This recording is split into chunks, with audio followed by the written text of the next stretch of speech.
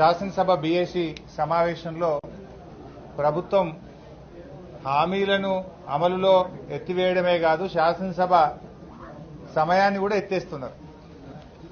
హామీలే ఎత్తేసింది అనుకున్నాం కానీ శాసనసభ కాలపరిమితిని కూడా ఎత్తేసే కార్యక్రమం చేపట్టినారు.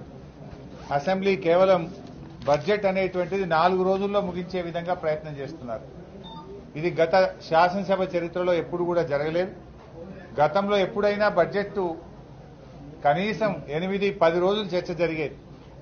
పద్దుల మీద 4 రోజుల నుంచి 8 రోజుల వరకు గతంలో మాట్లాడిన సందర్భాలు ఉన్నాయి. కానీ ఈసారి 2 రోజుల్లోనే పద్దుల మీద చర్చ పెట్టారు.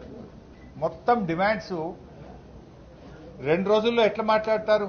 ఒక్కో రోజు 15-20 డిమాండ్లు ఒకటే రోజు మాట్లాడాలంట. దాని మీద ప్రవేశపెట్టుడు, చర్చ జరుగుడు, ప్రభుత్వం సమాధానం చెప్పుడు, దాన్ని ఆమోదించుడు.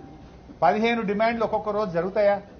2 రోజుల్లో మొత్తం డిమాండ్స్ మీద చర్చ జరగాలంటున్నారు. బడ్జెట్ మీద చర్చ, రిప్లై ఒకటే రోజు పూర్తి కావాలంటున్నారు.